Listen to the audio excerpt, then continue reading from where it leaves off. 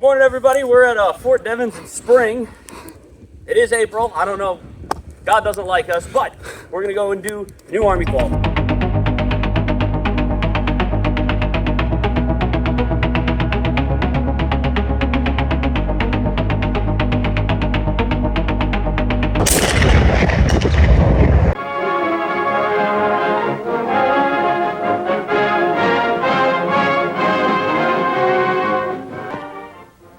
You've heard me say it before, but I'm going to repeat it. American riflemen are the best riflemen in the world because the training they get is the best in the world. The first U.S. riflemen were brought about on June 14, 1775, which is now considered the U.S. Army's birthday, and they were recruited from Pennsylvania, Maryland, and Virginia.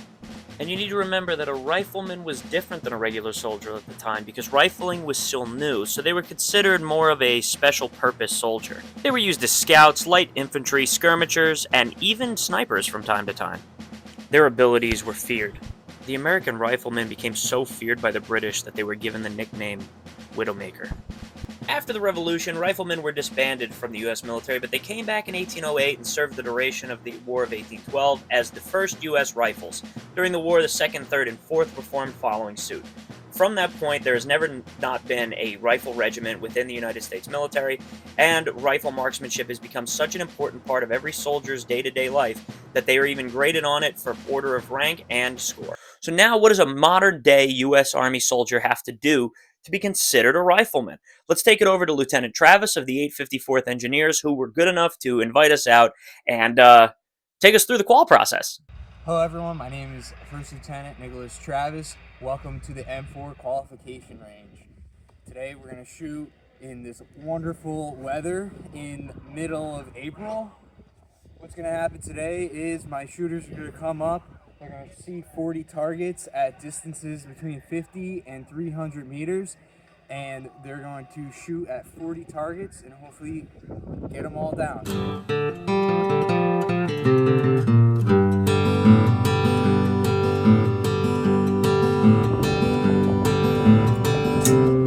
That works.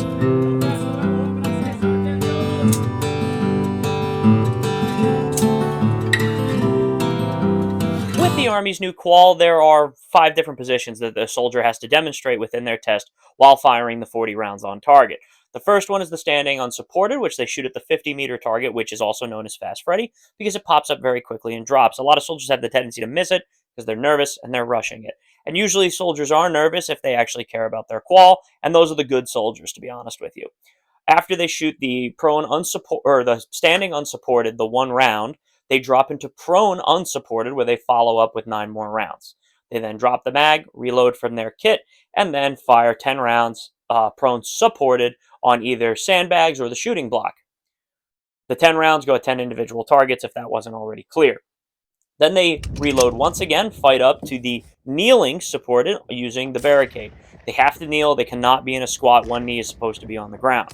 Then once they finish those 10 rounds, reloading one last time, fighting up to the standing supported on the shooting target stand, or on the shooting stand, excuse me, and then they fire those 10 rounds downrange, and they get their final score, clear their weapons, make their way to the base of the tower. If used properly, the firer and assistant instructor can analyze the firer's progress. Now, each soldier can be given a coach or a lane safety to help them prepare for the qual, but in the qual itself, they need to be able to do it themselves. The coach at absolute most is taking account on a soldier's trigger squeeze or breathing, so to make sure that they can see if they're pulling or pushing the round to the left or right of their target, and it can help them out in a small amount. Soldiers on a qual are graded on a scale basically from no-go, which they've failed, to expert, and there is even one that is very hard to achieve, which is called Hawkeye. Personally, I've never seen anyone hit Hawkeye. I would really love to. I'd love to hit it myself. The best I've even done is just shy of expert, hitting 35 out of 40 multiple times in the same day, but never actually hitting expert. Some up-tempo units have a requirement that if a soldier's not shooting expert, that they can actually be penalized for it. U.S. Army soldiers are held to a high standard, though, because the starting range is 50, and the max is 300 for this test. And it might seem easy, but it really isn't, because they're shooting open sights or with a CCO, a close combat optic. Some soldiers are given an ACOG, which adds a small amount of zoom, but even then, if you're not trained on how to use an ACOG, it actually might hurt your score. Coming into the future with the XM7, the Army's newest issued rifle, which is slowly being rolled out to specific forces. The average soldier will not be carrying the XM7 as of right now, but this rifle is being met with mixed reviews. Soldiers do like it in the sense that it is familiar. The functionality of the weapon is very similar to the M4, which was predated by the M16. So basically, for entire generations of soldiers for the last 40, 50 years, they've been using this platform, and it does help with fundamentals. One of the major complaints, though, is the weapon is heavier. It is a full-blown battle rifle, and analysts have been going back and forth if this is going to go the way of the M14, that it's a heavy battle rifle that, while it does offer higher marksmanship and better capabilities for range of each soldier, is it going to be worth the trade-off of weight and also longevity? We don't know what the longevity of these rifles is going to be right now. So it is interesting to see and keep an eye on that as we go into the future. But nonetheless, the shooting test doesn't change.